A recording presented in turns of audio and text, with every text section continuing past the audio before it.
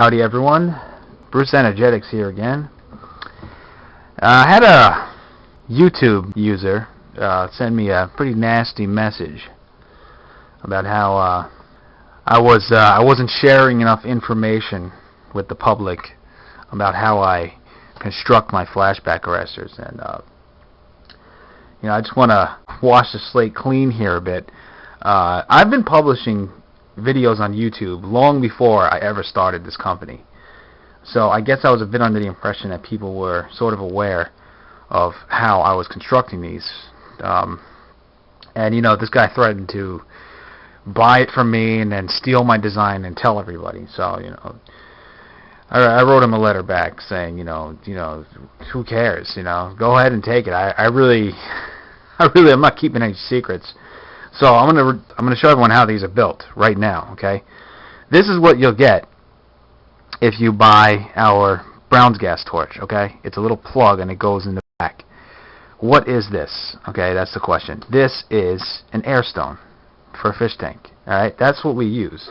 We use aquarium air stones in all of our flashback arresters, except we don't use this type. We use this type, or where is it? Right here, this. Okay, it's a plastic air stone, and the reason why we use plastic is simply that the holes are much finer than what you get in here, and this is a very rigid surface, so it's prone to cracking. And we tried using these things a ton of times, and eventually these things will crack. You can still use them, and anyone can still use them. A lot of times they're also made of an aluminum silicate, and if there's even a dash of sodium hydroxide running through your lines, it'll eat them up. So we went with the plastic. Also with the plastic is, now you think because it's plastic, like, what are you doing? Are you crazy? Plastic will get melted in a second. Well, like a lot of other things with Brown's gas, that's just not the case, because a flashback only exists for a fraction of a second. Alright, and you really have to have Brown's gas focused at a certain point in order for it to really have those high temperature effects that everyone's familiar with. So, we tried all kinds of flashback arresting materials. We tried bronze wool, brass wool, steel wool. We tried all the wools. We're actually trying to make something out of fiberglass right now, which is failing miserably, by the way. We made our own epoxy sand mixtures to try to emulate these. We tried to make our own custom sort of material, but these things work most of the time, but a lot of times they failed. Okay, no flashback arrestor is foolproof. And it's another thing I really want to hammer home here, is that your bubbler is your main safety device in your equipment. Okay, you really should have just friggin' behemoth of a bubbler. We have one of those water filters, and that thing's just built like a tank. Alright, now these things work like clockwork, man. I haven't had too many failures. As far as the models that we send out, are based on designs that haven't failed. That's why we sell them. But we also tried, here's another epoxy sand. We tried these. These are air exhaust mufflers. These will work about 50% of the time. And they have really tiny holes, but every once in a while it still gets through there. We tried, here's another one of our epoxy sand arresters. This was like a test to see if we could actually make it strong. And this stuff is pretty strong. And there's a lot of guys out there doing this already, so I don't know why this guy chose me to focus on. This is the general construction of our arresters, right? It's all solid metal. Okay, you got a pipe nipple, right, and 2 female barbs. That's about it. And you want to price this thing? I'm going to price it for you right now. These go for about $260.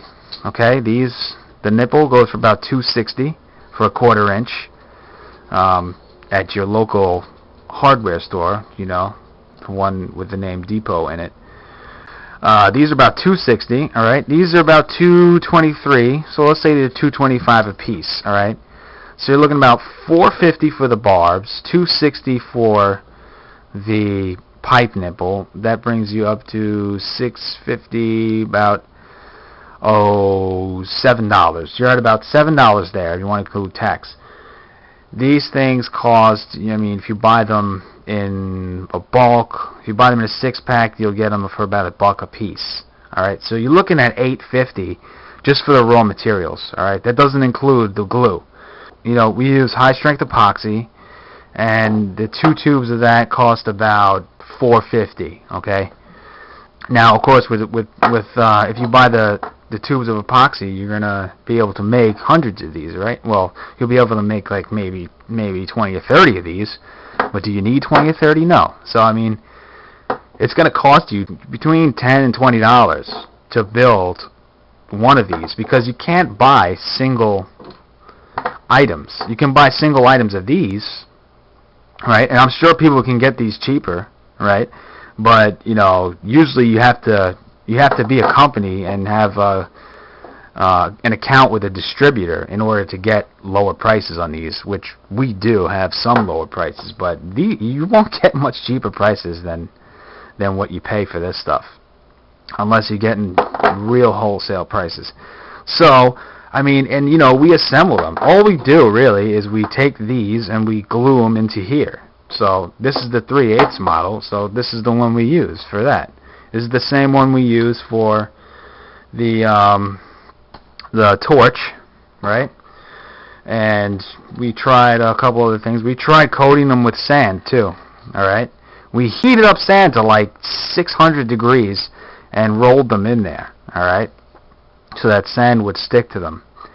And it sort of worked, but it really cut back on the output, and it wasn't that big of an improvement. They also suffered from, if these got wet, the sand would actually start to like stick together, and it was really hard. It would cut back on the output a lot, right? Like one like this, if you rolled it in sand like this, okay, and got that much sand on it, forget it. This thing nothing passes through here, so it's useless, right?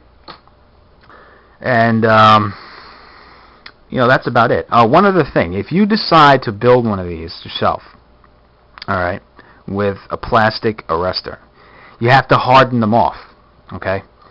Not so much with the larger one, but if you're going with smaller designs, all right, you have to harden them off. Which means that once you have them mounted inside of your flashback arrestor, right, you have to flashback them like a few hundred times.